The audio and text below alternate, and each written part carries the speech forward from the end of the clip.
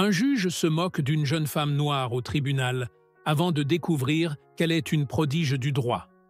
Il fait chaud et humide ce matin à Atlanta et le tribunal du comté de Fulton est bondé. Parsemé parmi les avocats en costume soigné, les policiers organisant la paperasse et les spectateurs qui chuchotent, Maya Johnson se distingue. Une jeune femme de 19 ans qui semble hors de son élément dans cet environnement. Son look est simple, une chemise blanche un peu trop ample, une jupe sobre et une paire de lunettes légèrement glissées sur son nez. Dans sa main, une mallette usée remplie de documents qu'elle serre fermement comme s'il s'agissait de sa seule protection face à la pression de l'endroit. L'audience semblait être une simple formalité, une contravention pour conduite imprudente. La plupart des gens pensaient que ce serait rapide, sans trop de rebondissements, mais personne n'avait anticipé que cette affaire se transformerait en une leçon qui résonnerait bien au-delà de la salle d'audience. Au centre, le juge Gregory Thomas, un homme de forte présence, est reconnu pour son approche directe et sans concession. Sa réputation de défenseur de la loi, impitoyable, n'a d'égal que son manque de tolérance pour les arguments qu'il juge faibles ou mal préparés. Bien qu'il soit respecté, son tempérament rude fait trembler ceux qui croisent sa route, surtout les plus jeunes et ceux qui manquent d'expérience. Lorsque Maya est appelée, les murmures envahissent la salle. Quelques voix s'élèvent parmi les spectateurs. Elle se défend toute seule. « C'est une blague !» chuchote un homme en costume, visiblement incrédule. « Ce ne sera pas long !» répond son collègue en réprimant un sourire. Le juge Thomas lève les yeux de son bloc-notes et jette un regard scrutateur à Maya. Aucun mot n'est nécessaire. Son expression en dit long sur son scepticisme. « Mademoiselle Johnson », commence-t-il en ajustant ses lunettes d'un doigt. La cour est pressée. Êtes-vous prête à présenter votre défense ou souhaitez-vous reporter l'audience et envisager de prendre un avocat? La question, à la fois pratique et empreinte de mépris, laissait entendre que Maya n'avait aucune chance de se défendre seule. Son apparence, ses vêtements et son âge laissaient entrevoir son manque d'expérience. Maya prit une profonde inspiration et se redressa du mieux qu'elle put. Sa voix, d'abord basse, devint plus assurée. « Je suis prête, votre honneur. » Un léger rire étouffé se fit entendre dans la salle. Certains spectateurs échangèrent des regards amusés. Même le greffier laissait échapper un sourire. Le juge Thomas fronça les sourcils, croisant les bras et se laissant aller contre son fauteuil. « Très bien, » dit-il avec un soupir presque théâtral. « Voyons ce que vous avez dans le ventre. » Avec sa mallette en main, Maya s'avança vers le centre de la salle. Chaque pas semblait lourd de sens. Elle savait ce que tout le monde pensait, « Cette fille est perdue. Elle va échouer. » Mais elle savait aussi quelque chose que personne d'autre n'imaginait. « Votre honneur, » débuta-t-elle, sa voix calme, mais de plus en plus ferme. « Je suis ici parce que je considère avoir été condamné à tort. Il ne s'agit pas seulement de payer une amende ou non, il s'agit de corriger une mauvaise application de la loi. » Le juge haussait un sourcil, visiblement intrigué. « Continuez, » dit-il, son ton trahissant une attente plutôt basse. Maya ouvrit sa mallette et commença à présenter ses arguments. « Le jour en question, j'ai été arrêté pour avoir soi-disant dépassé la limite de vitesse. Cependant, le radar utilisé pour mesurer ma vitesse était mal positionné, rendant toute mesure imprécise, comme le stipule la section 48,90 du Code de la route de Géorgie.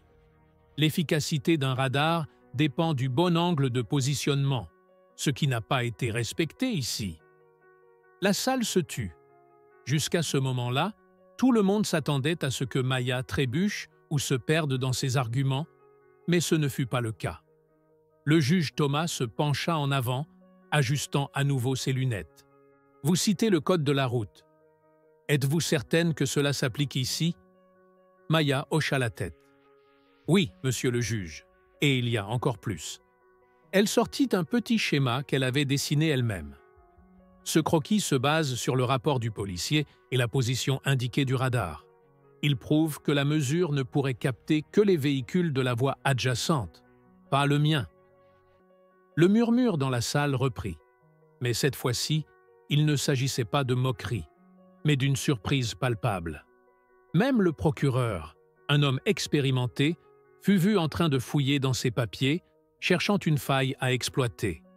Le juge s'adossa à son fauteuil, ses doigts tapotant lentement sur le bras du siège.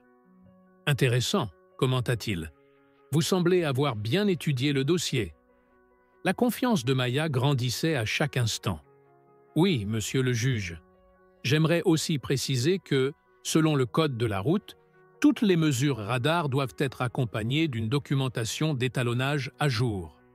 J'ai demandé cette documentation, mais elle ne m'a jamais été fournie. » Le procureur se leva brusquement. « Monsieur le juge, ceci est sans rapport.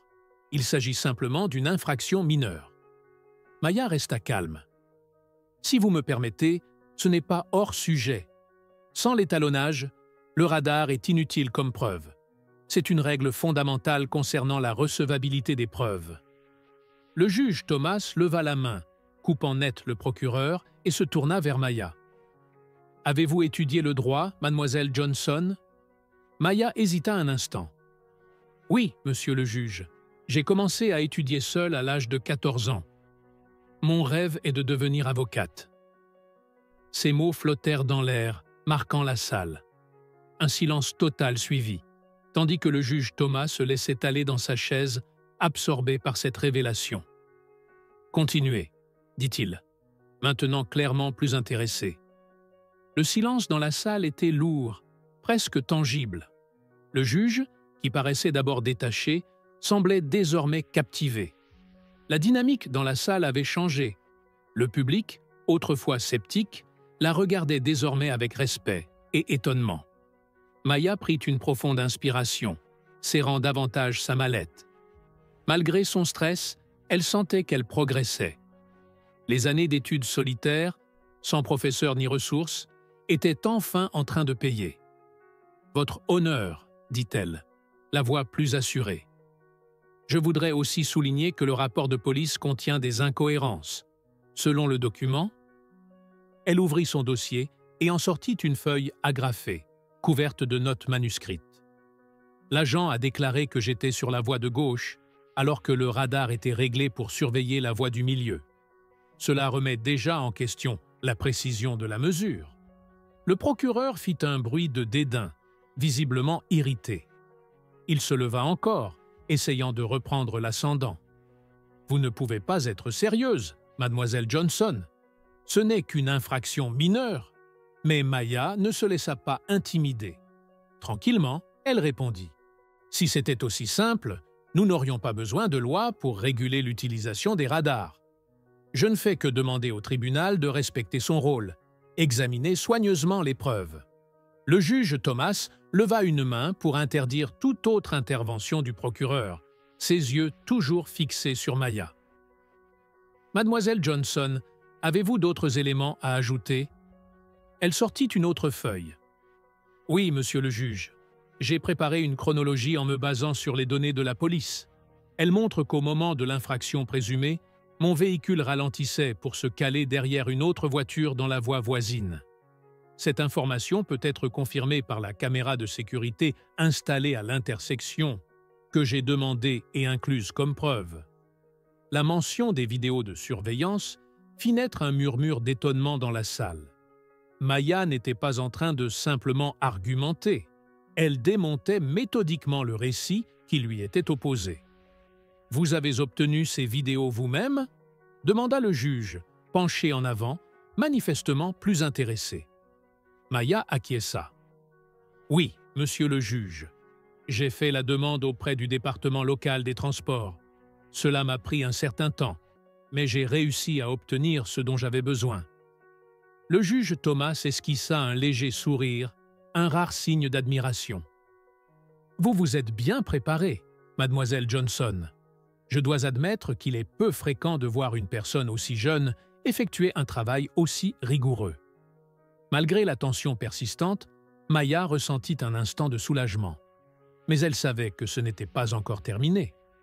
Le procureur, visiblement déstabilisé, feuilletait toujours ses papiers, mais ne trouva rien qui puisse remettre en cause les arguments de Maya. « Votre honneur, dit-il finalement, je demande plus de temps pour examiner ces nouvelles preuves. Nous n'étions pas préparés à une défense aussi complète. » Il semblait forcer son compliment, mais le juge Thomas se contenta de secouer la tête. « Vous avez eu tout le temps nécessaire, maître. Mademoiselle Johnson a présenté ses arguments de manière claire et soutenue par des preuves. Si vous n'êtes pas prêt, cela ne relève pas de son fait. » Les yeux de Maya s'illuminèrent, un mélange de surprise et de fierté se lisant sur son visage. Elle avait réussi. Le juge se leva. « Après examen des éléments, je rends ma décision. L'accusation contre Mademoiselle Johnson est annulée en raison de preuves insuffisantes. » La salle d'audience éclata en murmures. Maya, qui avait été sous-estimée et ridiculisée, venait de prouver que la préparation, la connaissance et la confiance pouvaient surmonter tous les préjugés.